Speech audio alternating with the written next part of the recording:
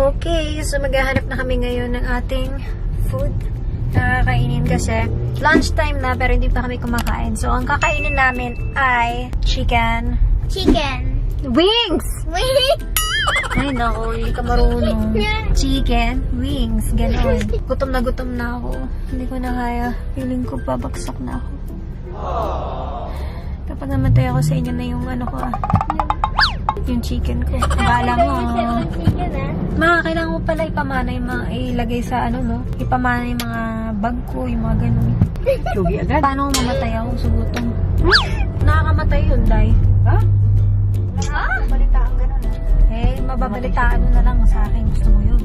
So, 3 o'clock na, hindi pa kami kumakain. Hindi ko na kaya mag-video. Gusto ko din mag-shoutout sa nanay ko. Kasi sobrang bagal niya mag-drive. Gutom na kami. Mamamatay na ako sa gutom. Kita mo ba dito? Pucha, parang lola mag-drive. Alam mo ko ilan lang dito? 45. Ma, syempre 45 pero hindi mo susundin yun. Gagawin mo 50. 70. Hindi kasi 50 na yung 70 sa Pilipinas. Hindi ganun yun, Hindi mo ba alam yun? Ano ba yung sinasabi mo? Parehas lang ang metro dito, tsaka doon. Dito mas 45. Hindi, loko, baliw. So miles. Sa atin kilometer. Mas mahaba ang miles. Ma, hindi ako bumasa sa mathematics. Huwag mo akong tuturuan. 1.6 pagkano. I don't understand. Talk English. Or Tagalog. No. Not math. You're talking 1.6 tapos ita-times ko saan?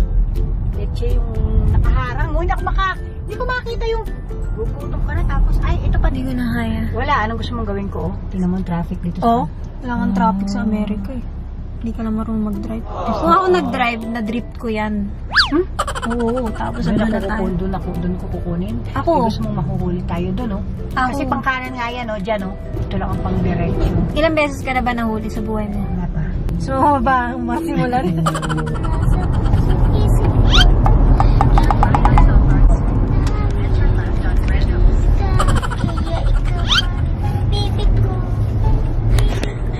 Hindi mo, wala ka naman baby.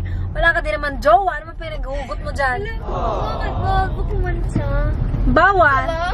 Kanta lang? Without feelings, bakit pila-pil mo? May palingon-lingon ka pa sa bintana. Baby ko! Nakalimut na kay Lyric!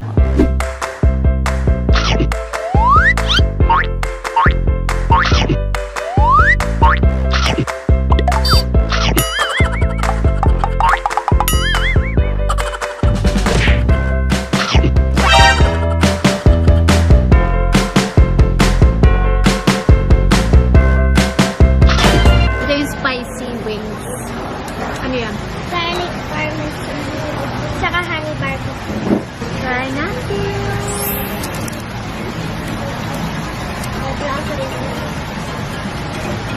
Wow, sarap.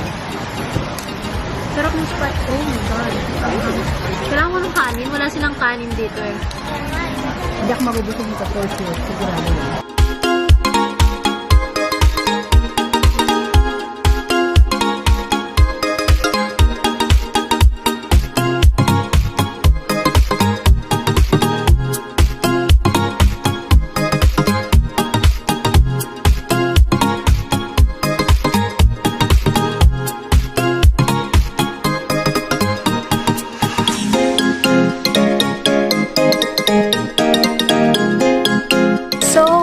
Done shopping for makeup. Hi. Daming binili pa. Rich kid problems. So now we're gonna go to Ross. So sobrang mura dito sa Ross. Parang mga 50 to 80% off yung mga damit. Mga signature, yung mga Calvin Klein. Akala mo tunay. Tunay siya pero yung presyo niya super mura. Ganito dito. Maghihirap